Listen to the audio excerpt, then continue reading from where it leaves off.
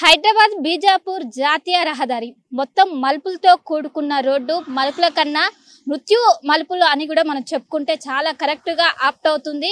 ఎందుకంటే ఒకవైపు బీజాపూర్ నుండి తాండూరు వరకు దాదాపు 69 కిలోమీటర్ల మేర ఈ రోడ్డు అనేది ఇలానే ఉంటుంది. వన్ వే మొత్తం ఎక్కడికక్కడ మలుపులు ఉంటుంది. మనం విజువల్స్ లో చూసుకోవచ్చు.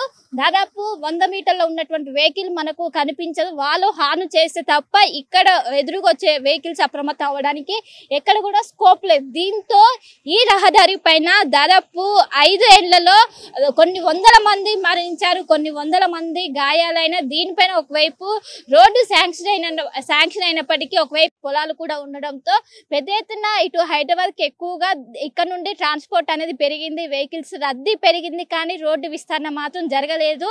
దీంతో స్పీడ్ లిమిట్స్ ఎవరిని కూడా మనం బస్సుకు సంబంధించినటువంటి ఈ విధంగా రావడంతో, ఇంత స్పీడ్ లో రావడంతో ముందున్నటువంటి వెహికల్స్ అదే స్పీడ్ తో రావడంతో కంట్రోల్ కాకపోవడంతో ఈ విధంగా ప్రమాదం. ఒకవైపు ఏదైతే ఇదే రోడ్డు పైన దాదాపు ఒక 100 మీటర్ల దూరం ఉంటుంది, అక్కడ కూడా ఒక మలుపు ఉన్నది. కానీ ఆ మలుపు దగ్గర కంట్రోల్ కాకపోవడంతో ఒక్కసారిగా అటు బస్సులోకి, ఆర్టీసీ బస్సులోకి మొత్తం కూడా చొచ్చుకుపోవడంతో ఈ ప్రమాదం అనేది జరిగింది.